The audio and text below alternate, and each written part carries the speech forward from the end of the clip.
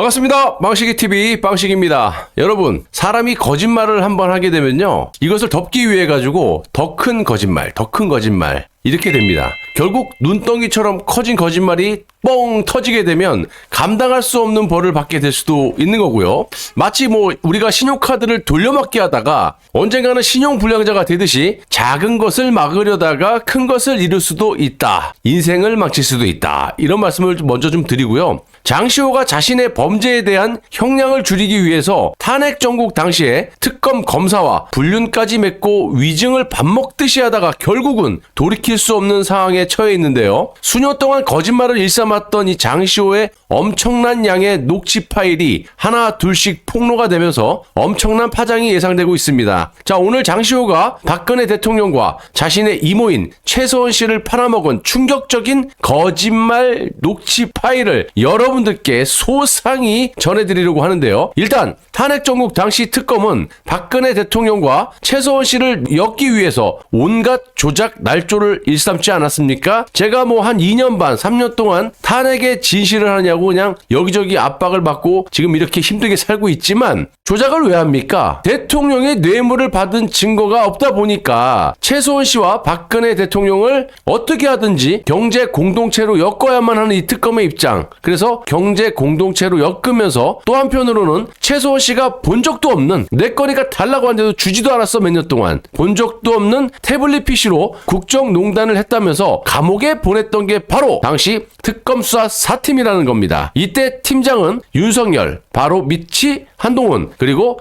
이번에 녹취 파일에 폭로된 장시호와의 불륜관계를 맺었다는 김영철 검사 등입니다. 지금 현재 탄핵 전국 때 벌어졌던 조작 날조들, 이 모든 진실들이 다 밝혀지면서 당시에 있었던 관련 검사들이 싹 다 떠나고 지금 딱 2명 남았다고 합니다. 이 장시호의 말에 의하면 이 강백신이라는 놈 있죠? 그 강백신이라는 검사하고 김영철, 이 둘이가 지금 여지까지 윤석열, 한동훈 이 탄핵의 진실을 덮기 위해서 고군분투 그냥 안면 몰수하고 버티고 있었던 겁니다. 그 중에 한 놈이 이 김영철 검사고요. 자, 장시호가 특검과 공모에 결정적인 위증을 하면서 박근혜 대통령을 결국 구속시켰었는데요. 물론 삼성의 이재용 당시 부회장과 자신의 이모 최서원도 마찬가지로 보내버렸던 것도 장시호입니다. 오늘 여러분들께 소개해드릴 장시호의 거짓말은 바로 국정농단의 핵심 도구로 쓰였던 이 태블릿 PC인데요. 특검은 2016년 10월 초에 장시호가 이 최서원의 자택에서 태블릿 PC를 가져왔다고 거짓말을 했지만 이 장시호는 10월 24일 JTBC 보도 이후에 태블릿을 가져왔다고 주장하는 등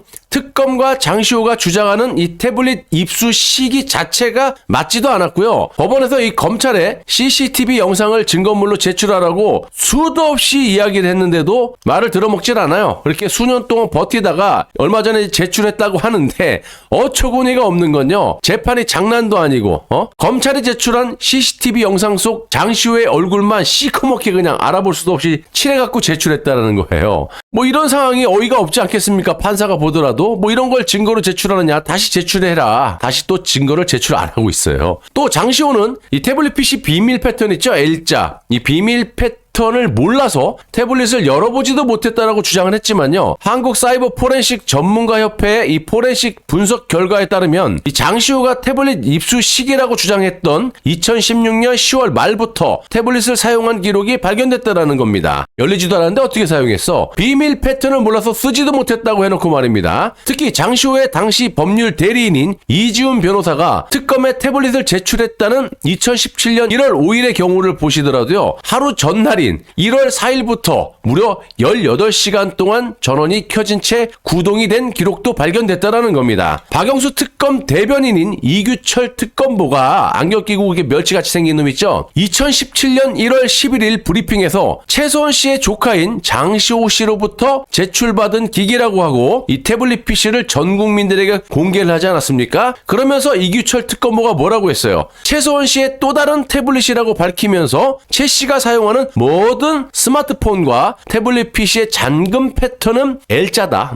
동일하다. 그러므로 이것도 최서원의 태블릿 PC다. 이런 논리로 장시호가 제출한 이 태블릿 제2 PC를 최소원의 것으로 단정 지어버리지 않았습니까? 하지만 분명한 건 이규철 특검보가 국민들에게 대놓고 사기를 쳤다고 제가 수도 없이 말씀을 드렸고, 내가 허위사실이면 나를 잡아가라고 몇 번을 얘기하니 옛날에는 수십만 명, 뭐 100만 명도 넘게 봤어. 근데 나를 왜 안 잡아가? 니들이 나를 몰라? 아무튼 이 최소원 씨의 스마트폰들을 모조리 압수했다라고 이렇게 조동아리를 놀렸는데, 최소원 씨는 휴대폰 압수를 당한 적도 없고 실제로 단 한 개의 휴대폰도 압수한 적이 없이 이렇게 국민들에게 대놓고 거짓말을 했던 게 당시 특검이었다라는 겁니다. 추가적으로 이번에 포렌식으로 밝혀진 놀라운 사실은 장시호가 제출했던 제2PC 있죠. 이 이전에 JTBC가 이렇게 막 떠들어댔던 김수남, 이영렬이 최초에 조작했던 제1PC, 이 태블릿 PC 역시 동일하게 인위적으로 L자 패턴을 심어놨다라는 게 이번에 포렌식으로 또 밝혀졌어요.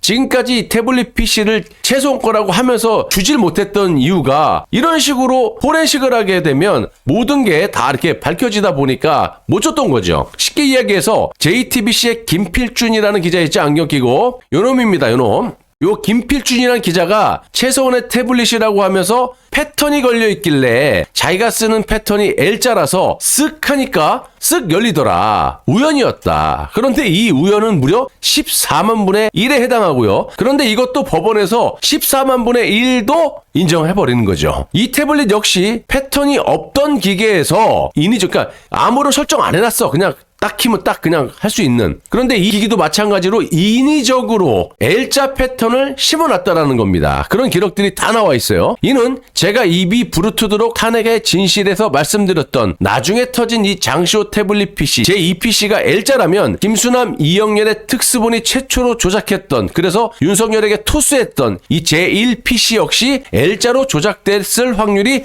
매우 크다. 왜냐? 어차피 1PC와 2PC가 연결이 될 수밖에 없지 않습니까?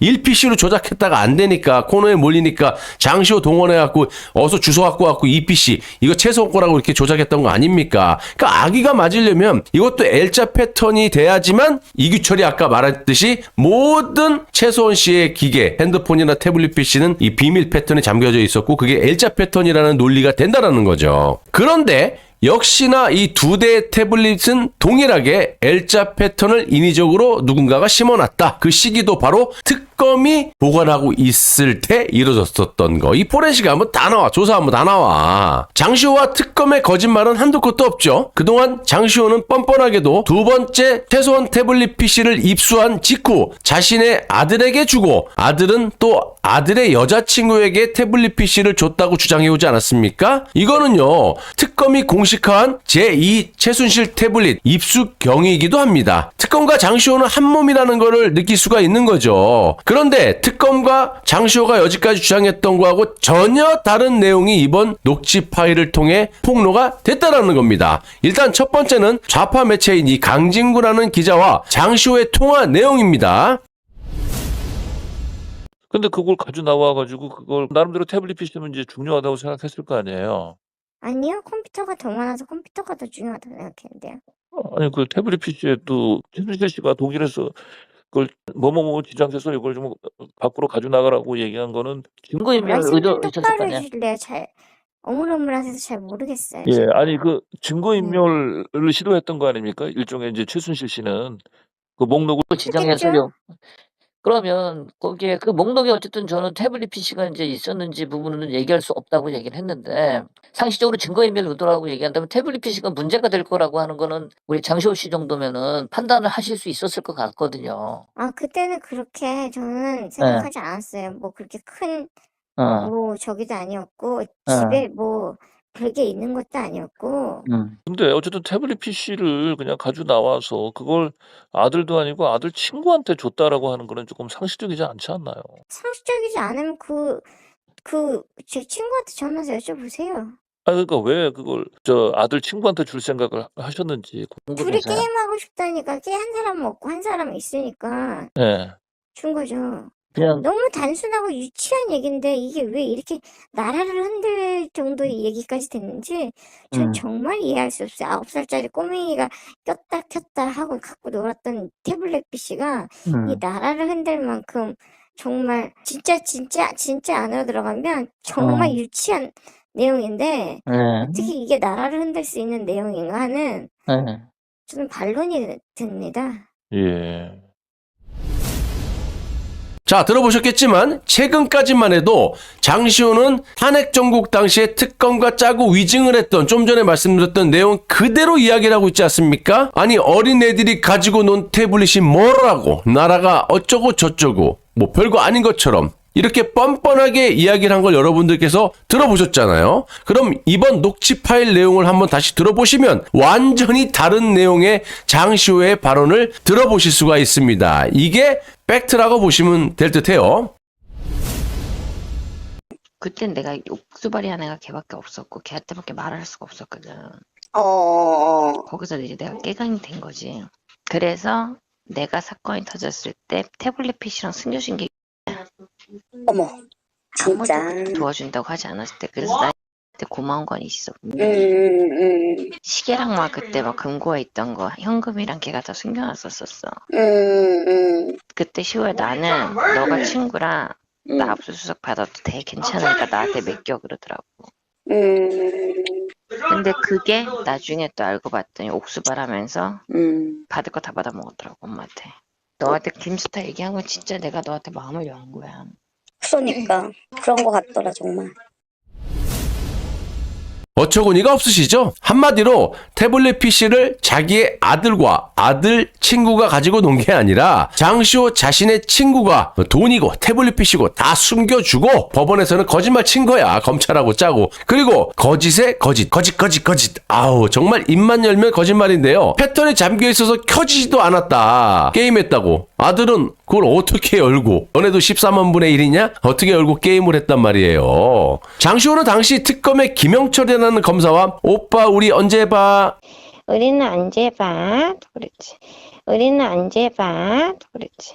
우리는 언제 봐? 그랬지. 아우 소름 돋죠? 이럴 정도 아니죠? 불륜가게니까 뭐 이런 정도는 뭐 그 이상은 여러분들의 상상력에 맡기기로 하고요. 이렇게 탄핵 정국 당시에 장시호는 특검이 시키는 대로 위증을 밥 먹듯이 했던 인간이고요. 그로 인해서 박근혜 대통령과 자신의 이모 최소원 씨, 더 나아가서는 삼성 이재용 회장까지 감옥에 투옥시키는 천인공노할 짓거리를 했던 겁니다. 이제 와서 보면 이 정유라가 좌파 매체 뉴탐사의 강진구와 통화를 하면서 했던 말이 생각이 나는데요. 정유라가 뭐라 그랬습니까? 장시호가 자신과 불륜 관계인 검사와 짜고 이 자신의 엄마 즉 최소원 씨와 박근혜 대통령을 팔아 넘기고 감옥에 나와서 좋겠다 이렇게 비아냥됐던 상황이 좀 떠오르는데요. 요건 뭐 다음 시간에 제가 다루기로 하고 뭐 정유라가 장시호의 자백을 받겠다고 하는데 솔직히 하는 거 없는 뭐 공수처가 너무나 명백한 가학적 증거를 가지고 긴급 체포를 해가지고 자백을 받는 게 더 빠를 거라고 보고 있습니다. 제가 봤을 때는 뭐 한동훈 선에서 자르지 않을까. 뭐 여튼 김필준이든 장시호든 나이도 얼마 안 먹었는데 남은 인생을 감옥에서 썩기 싫으면 빠른 자백을 통해서 광명을 찾기 바랍니다.